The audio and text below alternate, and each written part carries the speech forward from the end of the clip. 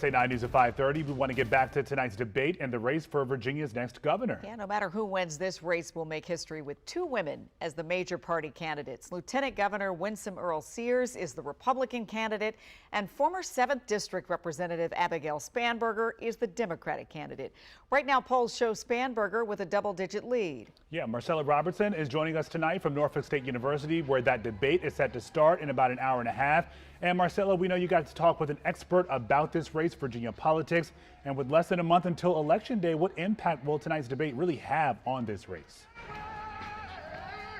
Yeah, and that certainly is a big question. Some political experts say that, some people have voted already. Obviously, early voting is underway. Others say that this really won't sway the trajectory of the race too much. But obviously, people want to hear from both candidates tonight. And there are a lot of important issues to Virginians right now. Of course, the economy being one of them. So we can really expect tonight to see both candidates lay out these competing visions for Virginia. And as you mentioned, I recently spoke with political analyst and professor Eric Clayville just about what the strategy is going in tonight and what's at stake here.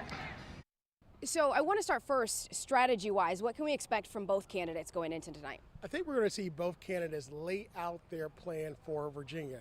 Both candidates have clear plans, but they are very different.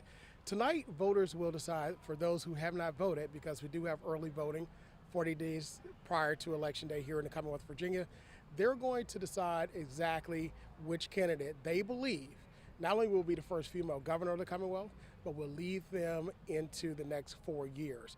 2030 is right around the corner, and this governor is going to be pivotal for those policies coming down the pipe. We know that, according to the polls, the economy, just how much everyday life costs is so important to voters. But when it comes to the campaign ads that we have seen, we know that transgender bathroom policies, the federal layoffs, the recent scandal with Democrat Jay Jones, how much of that will be the focus of tonight, some of those controversial issues? Some of those issues will be at the forefront. Of course, you always have October surprises, and we have a few of those in this campaign. However, when you look at the overall issue, it's the economy. It's individuals that are losing jobs. It's the layoffs. It's the individuals who are afraid for a lot of reasons for policies coming out of Washington. And also on the other side, a lot of people that are happy about those policies, tax cuts and the like. So this particular election, I believe, is going to fall down to the economy and how the Commonwealth will lead the rest of the nation, because as Virginia goes, so does the rest of the country. And talking about the rest of the country, right, on a national stage, taking a broader look at this, how important is tonight, how important is this election? We know it is one of two in the country picking a governor next month. Well, Virginia, I call it the canary in the coal mine for the midterm elections. What we see now that's happening is that individuals now are going to be voting, not just for the new governor here of the Commonwealth, but they're also going to be voting to determine if they agree with the policies of Washington now and with Congress. Right now, we're in a government shutdown. We're experiencing this for almost 24 times in the last about 40 years of our history here in the country. And I think voters now, it seems a little different to a lot of persons, especially the tariffs and increased costs of trade, to do trade and business here in the country.